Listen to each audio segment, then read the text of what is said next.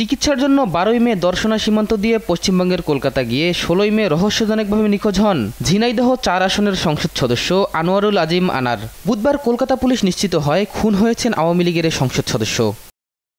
MP আনারকে যে ফ্ল্যাটে হত্যা করা হয়েছে লাশ সেখানে পাওয়া যায়নি জানিয়ে পররাষ্ট্রমন্ত্রী বলেন, এ বিষয়ে তদন্ত চলছে। হত্যাকাণ্ডের মূল হোতাকে এবং কয়েকজনকে গ্রেপ্তার করা হয়েছে। কলকাতা পুলিশও 2 জনকে গ্রেপ্তার করেছে। তদন্ত চলছে কিভাবে এই হত্যাকাণ্ড ঘটানো হয়েছে। কলকাতা পুলিশ ফ্ল্যাটে ঢুকেছিল, তারা কোনো লাশ সেখানে পায়নি বলে আমাকে আমাদের মিশন কলকাতায় ডেপুটি হাই কমিশন যেটি আছে সেখান থেকে সেটি জানানো হয়েছে। মর্মান্তিক হত্যাকাণ্ডের খবর পেয়ে রাজধানীর মিন্টো রোডে ডিবি কার্যালয়ে ছুটে যান আনোয়ারুল আজিম আনারের মেয়ে মুমতারিন ফেরদৌস ডরিন। এ সময় কান্নায় ভেঙে পড়েন তিনি। আমার কোনো কথা সে রাখতে পারে, সে চলে গেছে। পুলিশ প্রশাসন সহ সরকারের হস্তক্ষেপ চেয়ে হত্যাকারীদের বিচার দাবি করেন ডরিন। কারা করেছে, কেন করেছে, এর সুষ্ঠু তদন্ত চাই।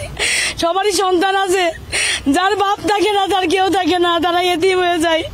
যতই কাছের আত্মীয় আপন মানুষ এই থাকুক, বাবা এই বাবার মতন কেউ হয় না। বাবা, আমি বিচার চাই, আমি দেখতে চাই তারা যেন আমার সামনে তাদেরকে দিয়ে ফাঁসি দিয়ে মারা হয়েছে, আমি যেন দেখতে চাই। হত্যা রহস্য উদ্ঘাটনে ভারতীয় পুলিশের সঙ্গে নিবিড়ভাবে যোগাযোগের কথা জানায় ঢাকা মহানগর গোয়েন্দা পুলিশ। তদন্ত যে কাজটা চলছে এটা আসলে স্বাভাবিক কারণেই আমরা অত্যন্ত অধিক গুরুত্ব দিয়ে আমরা কাজটা করছি, কারণ ইনি একজন জনপ্রিয় পার্লামেন্ট মেম্বার ও নিবিড়ভাবে আমরা ইন্ডিয়ান পুলিশের সাথে কাজ করছি এবং আমাদের কাছে কয়েকজন আছে, তাদের সাথে আমরা প্রতিক্ষণেই কথা বলছি, অনেক তথ্য পাচ্ছি। পেশায় ব্যবসায়ী আনোয়ারুল আজিম ঝিনাইদহের কালীগঞ্জ উপজেলা আওয়ামী লীগের নেতা ছিলেন। শাহিদুজ্জামান সাকিব, দেশ টিভি, ঢাকা।